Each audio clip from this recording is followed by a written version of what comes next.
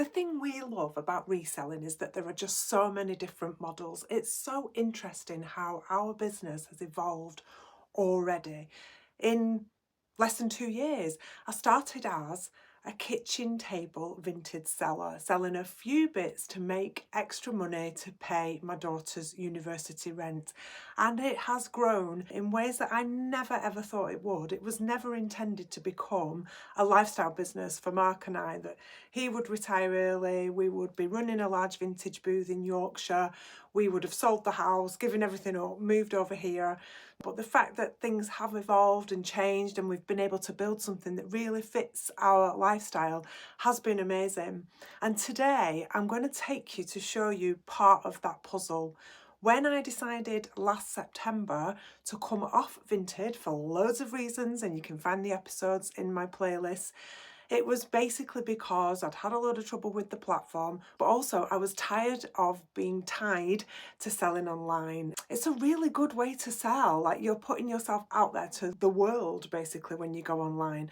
But also for me, that constant feeling of uploading, listing, being online, answering messages, keeping track of it, became quite intrusive with where our life was at that point in time. And I am certain we will go back to that at some point. I'm definitely not closing the door on online selling, but we've found a way that we feel suits us better at this point in time. So selling from our vintage booth is one thing. It's really exciting.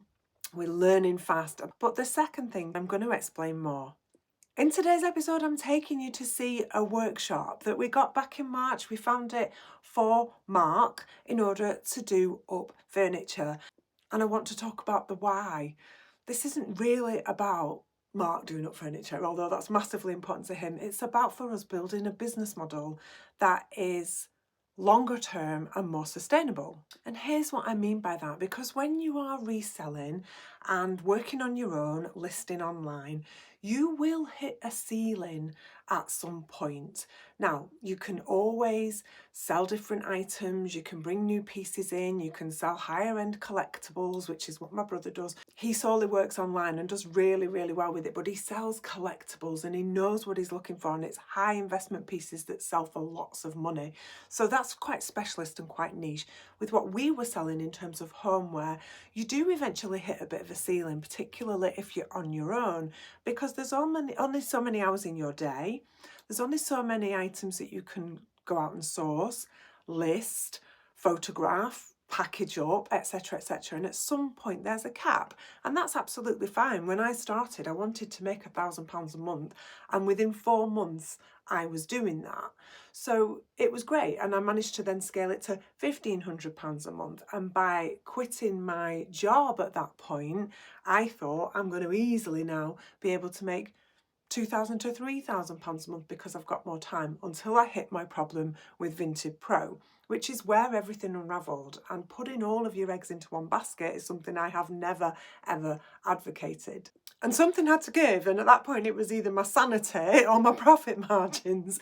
And at that point I gave up my profit margins and thought, I'm going to have to really work this out, because I can't just build something solely online. And of course we got Harrison's, our vintage booth, around that time, and things are now picking up and we're starting to have our best ever months there. We're starting to understand and recognise what sells for us to our audience.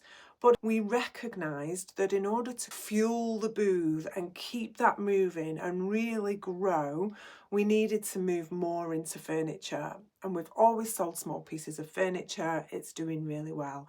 But we need to get into those higher profit margins and work harder at getting in the pieces that suit us. So for anyone thinking about diversifying in their reselling, here's my biggest tip, my biggest piece of advice, is to make sure that it fits what it is that you want to do and where you are now. We wanted Mark to have the chance to do up furniture because it fits. It is what we do. It's what we love and what we enjoy. And we know that it's sustainable, even around a lifestyle that we want to build, where we're going to go off traveling and doing more things and having more freedom. All of this stuff suits us right now. So don't dive in just because you see other people doing things. online selling is absolutely fantastic if you've got a few hours a week and you do not want to take on the risk of paying out for premises and spending money. It's low cost, it's low risk, it's the perfect place to start. But as you start to grow, you might start to think, well, actually, I can take on a little cabinet, or I can take on a little booth, or I might do a little workshop, or whatever it looks like for you. There are lots of opportunities. But the other thing I really want to say is this is masses of work in the short term. We moved here in December. It was Christmas. We're now in May, and we are not running on the cycle that we really need to be running in order to be generating that income. It's taken us a long time to get where we are now. We're massively learning about the booth. We're still learning about fairs. We're really learning about the friendship paint concession, how we can use our personal skills in upcycling, painting, etc. to add value to the pieces that we find to make it profitable.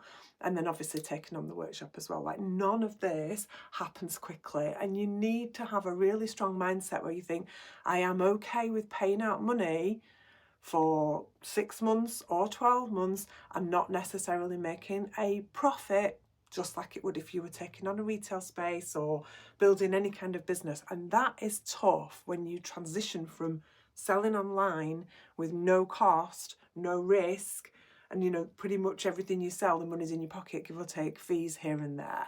So it does require a real strength of mind and a lot of energy. Like, we're exhausted. I'm not going to lie, we are really tired. So without further ado, let's go. We're on our way to see the workshop. It's something that we've been hoping to get sorted. We found it back in March time, and the guy who's renting it to us had to clear it out. He also runs an auction house, so there was loads of stuff in this space and he was going to flog it all off at auction. It kept getting delayed, but that's not been actually a problem. Sometimes these things work out for the best. It's meant that we've been able to focus on friendship paint. We got all our storage unit stuff sorted out, getting our things over from Manchester to the new little drive-up storage unit.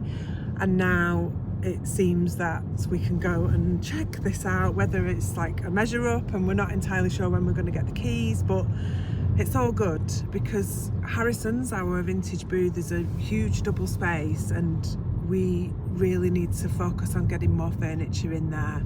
That's been going well for us, but it would be brilliant to be able to do more of the upcycling and restoring and really showcase our friendship paint range. So how do you feel, Mark? Very exciting, can't wait to have a look, see how it's coming on, and can't wait to get in there. Yeah, it's going to be really good. It'll give Mark a place to go to work instead of getting under my feet, eh? But it's helpful in that we can just really carve up the roles in the business. It's just not a good use of time to both be doing the same things all of the time. So Mark will do the furniture and going to the pitch, checking on paint stock and keeping that side of things going. We'll do sourcing together, and then I'll be doing more of getting all the online sales going and the social media, the YouTube, etc. So it's working.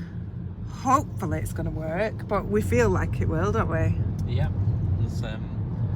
that's the plan, so we'll see what happens. Fingers crossed it'll come to fruition. Let's see how today goes first. I think you're going to enjoy getting out more. Well, yeah, it'll give me something to do, as in something physical, and it's something that I enjoy as well. So yeah, can't wait. Yeah, it's all good. We'll take you with us. So this is the back of the building, and this door leads into the workshop/studio, and obviously we'll be going in. But in the summer, Mark has been told he can have these doors open. It's literally straight onto the car park here, and he can do what he wants with all of this. So it'll look quite cute, really, if we get all this tidied up. What about these ladders, Mark, for restoring? They're cool, aren't they? They look nice in the pitch with some items on. But it's a lovely building. It's the old Magistrates Court. So it's a fabulous space, and this is like tucked down at the end at the back. It's the front. Isn't it fabulous? So there are a lot of traders in here, vintage traders, and there's a cafe. And it's right on the high street, Pontefract, like market. So it's a bit of a market town. But, yeah, nice place. Wait for Simon, we're going to have a little nosy around, see if we can actually find anything. We need a table, Mark, for our pitch, don't we? Yeah.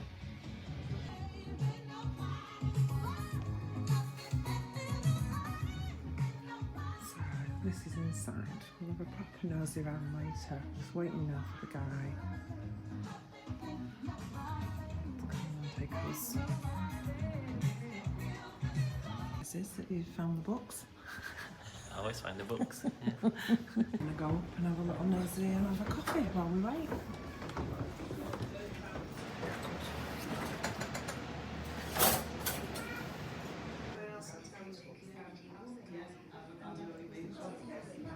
It's really late, so we've been waiting for 50 minutes and they said he's on his way, but I can't walk around in there anymore. The sun's come out and it's gorgeous, so I'm going to just go to a new charity shop.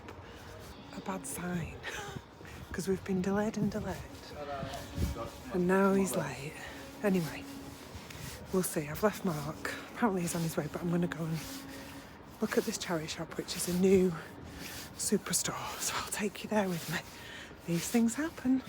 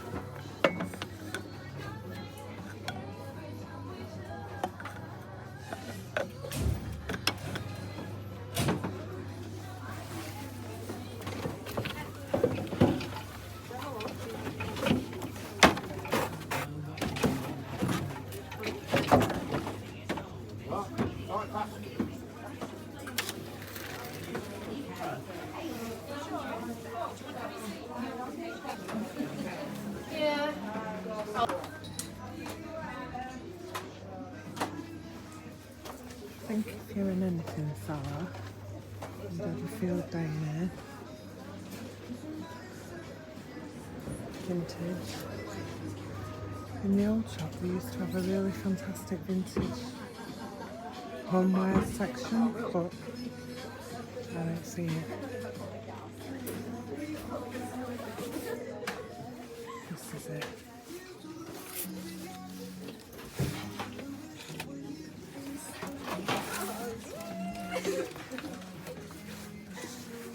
More like a whale. Did you go? We were dumping guy.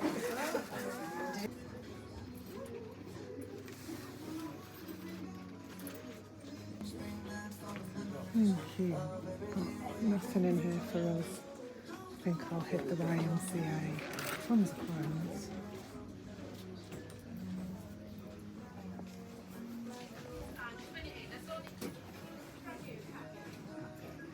Feels like a supermarket, but nah, not for me. Right, rubbish, pointless trip to the charity shop. But I'm back now at the place and the guy's here, his van's here. So I'm gonna go and hopefully can get in and do some video and stuff. I knew that would happen as soon as you leave. They flipping turn up, but I can't stand waiting around. I was just getting so antsy. And I was just done. I wanted to be in the fresh air. Anyway, let's see what it's like. Here we are, we're inside. And that's the roller shutter that you see from the car park. So it's a pretty big space. And there's a nice kind of corner here. That's all going to get cleared for storage and stuff. Tons of room, power sockets, Mark can sand and drill and do all. It's big actually, isn't it? Yeah, it's ideal. It's fine. We've got to do a little zoom out. And once that shutters up and you've got the light coming in, it's a lovely old-fashioned door. It'll be really fab. Are you allowed to try and open it? Go on, do it.